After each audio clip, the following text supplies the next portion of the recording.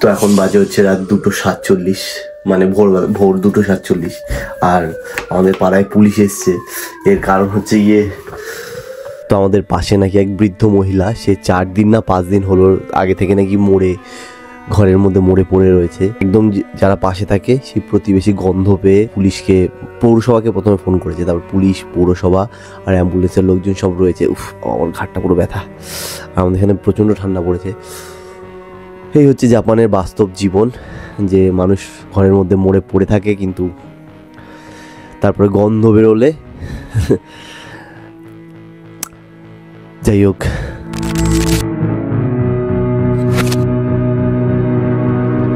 জাপানের সমাজে একটা কথা প্রচলিত আছে, সেটা হলো অতিরিক্ত আবেগ দেখানো মানে নিজের দুর্বলতা প্রকাশ করা।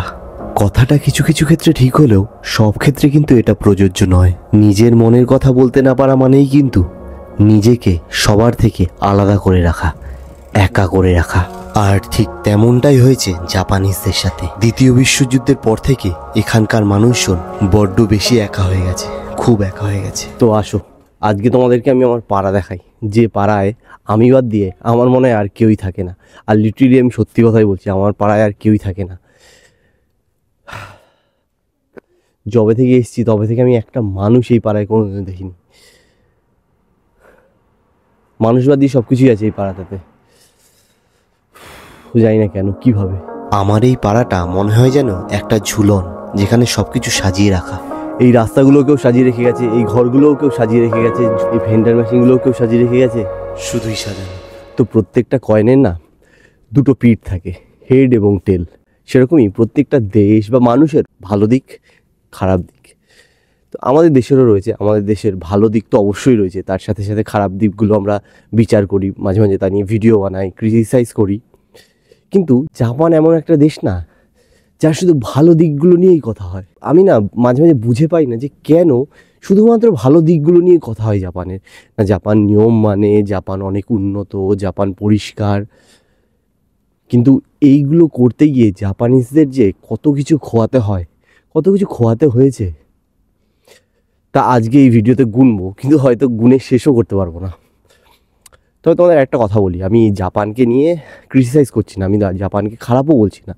যে দিকগুলো সত্যি, তোমরা ভিডিওটা দেখলেই বুঝতে পারবে যে হ্যাঁ এই দিকগুলো আদতেই সত্যি। তখন তোমরাই বিচার করো যে আসলে কোনটা ঠিক আর কোনটা ভুল। জাপানে আমি যেখানে থাকি সেই জায়গাটা স্টেশনের খুব কাছেই। মাঝে মাঝে আমি আশ্চর্য হই যে স্টেশন চত্বর হওয়া সত্ত্বেও কেন এই জায়গাটা এত শূন্য। ট্রেনের মধ্যে কেন এত শূন্যতা, কেন মানুষ একা নিজের মতন ট্রেনে বসে থাকে, কেন কেউ কারোর সাথে কথা বলে না। তাই মাঝে মাঝে একটু মানুষের দেখা পেতে কাছের পার্কটায় আমি দৌড়ে চলে যাই। কিন্তু এখানকার পার্কগুলোও যেন মানুষ শূন্যতার দলিল দিচ্ছে, দস্তাবেজ প্রমাণ দিচ্ছে।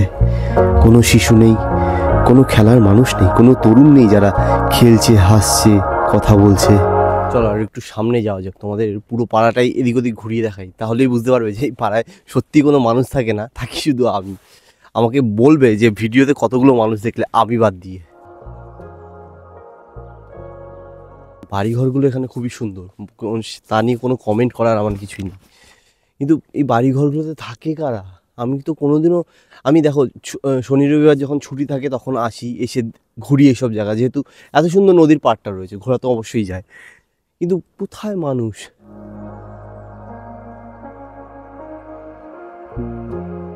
দেখো আমার পেছনে আর একটা পাড়া, মানে ওই এরকমই একটা রাস্তা, ঠিক ওই পাশের রাস্তাটায় আমার বাড়ি। এখানে আমি নিয়ে আসলাম তোমাদেরকে, চলো দেখাই। কেউ আছে আশেপাশে?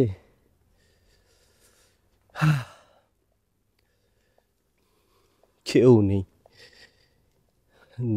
তো বর্তমানে জাপানের জনসংখ্যা খুবই মানে বিপদসীমারও নিচে দিয়ে যাচ্ছে, কিন্তু তবুও জাপানের সরকার, আমি এত বছর হয়ে গেল দেখলাম, লাস্ট কিছু বছর ধরে জাপানের করোনার পর থেকে বিশেষ করে জাপানের সরকার না অনেক রকম বিভিন্ন রকম স্কিম বলবো ওটাকে, মানে বিভিন্ন রকম কী বলে ওটাকে, বিভিন্ন রকম মানে মানুষের জন্য ভালো ইয়েগুলো তৈরি করেছে, যেটা করে মানে বাচ্চা নিতে মানুষ আরও বেশি উদ্যোগ হবে। তো বাচ্চা নিলে বেশি টাকা পয়সা পাবে, ভালো সুযোগ সুবিধা পাবে। তো যাই হোক, গিয়ে দেখো আমি এতটা হাঁটলাম, পুরো রাস্তাটা হাঁটলাম, কিন্তু কোথাও একটা মানুষ দেখতে পেলাম না। একটা গাড়ি আসছে আমার সামনে, প্রত্যেকটা বাড়ির পাশে গাড়ি দাঁড় করানো। এই একটা গাড়ি খালি গেল এতক্ষণে। তো এই রাস্তাটা দিয়ে আমি এখন হেঁটে আসলাম, আর এটা আসছে এখানটায় মেন রোডে যুক্ত হচ্ছে। দেখো মেন রোডও ফাঁকা, ঠিক আছে।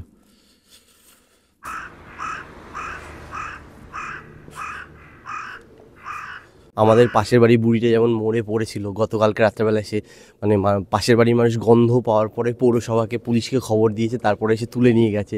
তো সেরকম কত মানুষ যে এরকমভাবে মারা যায়, কেউ নেই, এরকম ফাঁকা যায় কেই বা থাকবে।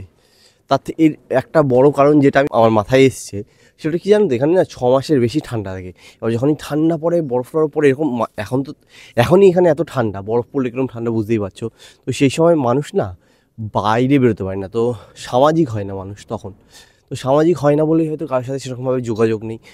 বছরে যদি 6-7 মাস ঠান্ডা থাকে আর 6-7 মাস মানুষ মানুষের সাথে না মেশে, তখন বাকি 4-5 মাস যেটাই থাকুক না কেন, তখন গিয়েও অদ্ভুত লাগে না মিশতে। তো এরকমভাবেই এদের অভ্যাস হয়ে গেছে।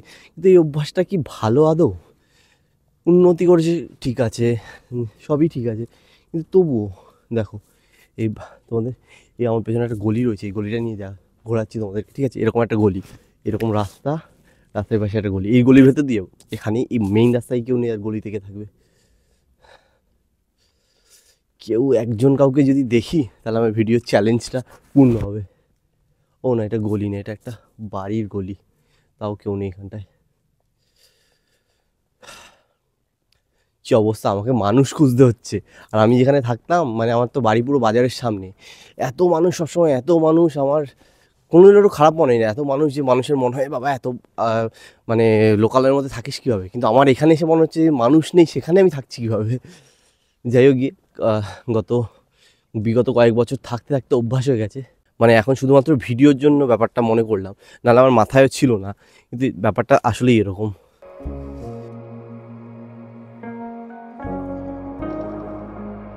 তো এখানে না এটাকে হিকিকমি বলে, বুঝলে। আমি এটাকে নিয়ে একটা ডিটেলসে ভিডিও বানাবো, কিন্তু তবুও আমার মনে হলো আজকে তোমাদেরকে এটা অবশ্যই দেখানো উচিত, যেহেতু আমার পাশের বাড়ি বুড়িটারও মারা গেছে। আমি জানি না আজকে রাতটা আমার কীরকমভাবে কাটবে। গতকাল রাতে তো ঘুমের ঘরে ঘুমিয়ে পড়ি, সমস্যা নেই, কিন্তু আজকে রাত থেকে আমার মনে হবে কিছু একটা হয়েছে। কাউকে দেখলে, আমাকে দেখলে অবশ্যই জানি, হয়তো আমার চোখে পড়ছে না, ক্যামেরায় পড়ছে, আমাকে দেখলে কমেন্ট অবশ্যই জানি, দাদা ওখানে একটা মানুষ দেখলাম। ঘরের দরজা রয়েছে, সব রয়েছে, মানুষ নেই। এখানে একটু আওয়াজ পাচ্ছি মানুষের, কাজ হচ্ছে ওদের ভেতরে, তাও কেউ নেই। দেখো কি সুন্দর ফুল ফুটে আছে এই সময়, এখানে প্রচুর ফুল ফুটে, আর এটাই লাস্ট ফুল, এটাকে ক্যামেলিয়া বলে। যাই হোক, ফুল কিসের জন্য ফুটে আছে, কার জন্য ফুটে আছে তাও জানি না। পুরো ফাঁকা, একদম শূন্য, যাকে বলে শূন্যতা, চারিদিকে হাহাকার করছে। কথায় আছে না, কিছু পেতে গেলে কিছু হারাতেই হয়। জাপানও মনে হয় সব কিছু পেয়েছে, অনেক কিছু হারিয়েই। তোমরা বলো, আমাদের দেশে এরকম উন্নতি কি তোমরা চাও? কমেন্টে কিন্তু আমাকে অবশ্যই জানিও, আমি জানতে চাই।